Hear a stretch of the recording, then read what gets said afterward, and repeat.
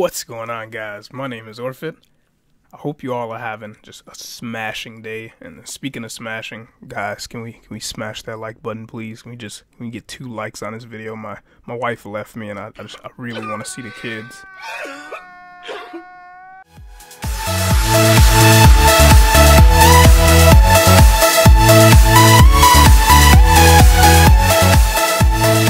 On to the topic of the actual video today. As promised, I'm going to be talking about the next Dragon Age game in this video. The next Dragon Age game, people are calling it Dragon Age 4. That doesn't make any sense to me. There was a Dragon Age 2. There was Inquisition. So logically, the next numbered game in the series should be Dragon Age 3. Where are you getting this 4 from? Publishers don't know how to number games clearly, so whatever. But the topic of today's video is going to be the 5 most important things I want to see in the next Dragon Age game. Whether that's returning features, improvements, completely new features, whatever the case is. So before we get into that list, I want to give a little brief history of me and Dragon Age. So I love fantasy games, right? As far as the magic, the cool ass armor you get to use in the games, and the elves. Definitely the elves. The first time I played Dragon Age was on PS3. Dragon Age 2 was just getting ready to come out, and they had a demo for it. So I checked it out. It was a cool action game. A lot of hack and slashing, a lot of magic, mages, all this shit. I love it. So I played the demo, and I had never played Dragon Age Origins before. I didn't even know it was a game, honestly. So I played the demo, and I asked my mom. I called her immediately. I was like, hey, this game's about to get ready to come out. The first game in the series is probably really cheap. While you're out, can you go to GameStop? Can you pick it up for me? It's called Dragon Age Origins. Make sure you get that. And since my mom is awesome, she actually went and got the game for me. So I played the game. I played it a little bit. It's really hard for me to get into older games. The more dated games with the not as polished mechanics, graphics are a little, So I played the game for a little bit, ended up putting it down. Like I said, Dragon Age 2 was close anyway, so once that game came out, again, my mom's awesome, so she got it for me. So I just pretty much jumped straight into Dragon Age 2. Disclaimer, at some point, I did go back and play Origins, so for any of you out there, shut up, I went and played it. Okay, so now to actual video. The first thing I want to see. Story. Where do they go with the story in this game? So if you guys don't know, if you didn't play any of the Dragon Age games, one of the overarching plots in the game was the whole war between mages and Templars. We hate you, you use magic, you fuckers. And there's this whole little underlying hate for mages in the game. So you have the Mage Templar situation, which I believe was sorted in Inquisition and one of the DLCs or something like that. But another big plot line was, the elves and the elven gods that, were there before everyone else. So in the game, in Dragon Age Origins, you learn about this character named Flemeth. Now, if you guys have played, you know who Flemeth is, of course. And she was cool. She was this old lady. She was, a parental figure to Morgan, one of the central characters in the game, and she could turn into a fucking dragon, right? It was cool. It was cool, weird. You didn't know why she could do it. You just knew she could do it. Later in Inquisition, you find out that she was actually a vessel for one of the elven gods, Mythal, which is nuts. On that note, you also find out that Solas was a vessel for one of the elven gods, which when I played Inquisition, it blew my mind, dude. I was like, holy shit. The ending was nuts. But the actual story, so I'm thinking they're gonna go, with this full-on return of the elven gods. You're gonna see more than just those two. They're gonna come in full force. It's gonna be some problems. You're gonna have this high-stakes plot, right? So for a high-stakes plot, it takes us into number 2. You need a good main character, right? You need a very good main character to tie it all together. Now, in the first game, Origins, you played as the hero of Ferelden. Yeah, he's a hero. Spoiler alert. In the Origins, the whole plot was fighting off the Darkspawn, which is this, big bad guy group. It's an archdemon that always leads them, and got to defeat the archdemon, and only Grey Wardens could do it. It was, you need to have some more backstory to understand, what's going on. But Darkspawn, bad. Okay, got it. So in Dragon Age 1, you play as the hero of Ferelden. You were a Grey Warden. You were tasked with driving a Darkspawn away and slaying the archdemon. In Dragon Age 2, you played as Hawke, which is more smaller, contained story. You were born in Kirkwall, and it was about his journey of, all of that jazz. And it was okay, it was solid, but it wasn't anything too crazy. And in Inquisition, you played as the Inquisitor. This rift opens, you get this mark on your hand that gives you these special powers, you're able to close the rifts. All well and good. Now, out of those three, the most important is the hero of Ferelden, because after the first game, you don't really get too many more mentions of him, in the following games. So he is very important, obviously. His feats are very important, and what he did for the whole land of Thedas, he's a big figure. So, out of those three, the most likely that I would like to see return is actually the hero of Ferelden. That would be a really good main character, in my opinion. I have one other character that I believe could potentially top him, even.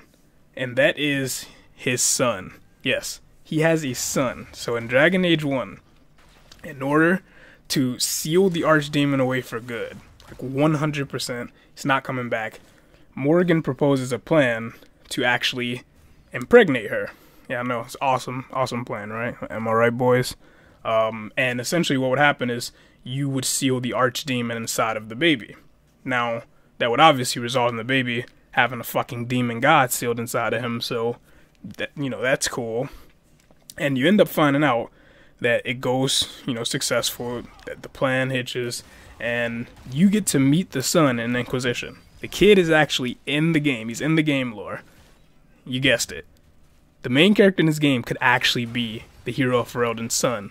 And you'd have you'd have an amazing premise to work with, because you are playing as like a half archdemon demigod. Like, it doesn't get better than that. And with the stakes already being, these gods are coming back, these powerful elven gods, what better way to have somebody, driving the plot who is, part god himself? It doesn't get better than that. Alright, BioWare, make sure it's the fucking kid. That's our main character. Number 3. Returning characters. Now, I know some people hate returning characters in games. They do not like them. I think if they were good enough in the previous games, and they serve, a proper, actual place in the, the next games, I think it's good when some characters return. For Dragon Age specifically, if you played Varix, Varix is awesome. He's a dwarf. He's very witty. He's cunning. He's funny, man. All his dialogue was enjoyable to listen to. He's an awesome companion. Leliana and Cassandra, same thing. They were part of the Chantry Church. Leliana was actually a companion in the first Dragon Age game, so, fans were, excited to see her back in Inquisition, but you couldn't play it to her. You couldn't have her as a party member. She was just like an NPC, so hopefully those guys, like Cassandra, like I said, Leliana, Solas would obviously come back. He's the fucking Dreadwolf. The Inquisitor, same thing. I would like to see him come back, maybe as like an NPC, kind of how Hawke came back in Inquisition as an NPC. You got to interact with him. You're like, hey, I played as this guy last game. It's awesome. So, returning characters, the important ones, I think they definitely need to make a return. You don't want whole new cast, no familiar faces. You gotta see some familiar faces. Alright, number 4, gameplay. I would like the gameplay to be built upon from Inquisition's gameplay. So all the mechanics and systems they introduced in Inquisition, the way that you fight, the way that you use skills, the classes, all of that was really good. But I would like to see improvements as far as the actual skills you get per class. Specifically for like mages. I play mages in these type of games. I love magic-based classes and such. So I would like to see more skills for mages. More class archetypes. So, in these type of games, you have your standard rogue, mage, warrior, right? And as you played, you got these specializations. So specifically for the mage, you could become this like mage warrior hybrid who use this like spirit blade to do melee attacks, and you generate shield as you attack, as you fight. It's really cool. So I like to see them expand on more the class archetypes and just, you know, all of the skills to be improved overall, make that leveling experience better. So definitely keep the gameplay from Inquisition and just build upon it. And the final point, arguably for me, outside of the story, one of the most important, number 5, the multiplayer. BioWare, please don't fuck up the multiplayer. Now, Inquisition's multiplayer was, it was alright, right? Like, it wasn't terrible, but if any of you are fans of Mass Effect, which you better be a fucking fan of Mass Effect 3's multiplayer was incredible. Like, I love that multiplayer to death. I don't know how many hours I put into that game. If I was able to actually see a number, I'm pretty sure it would be like 300 plus. Like, me and my guy Daniel, we played that game fucking religiously. I love the game.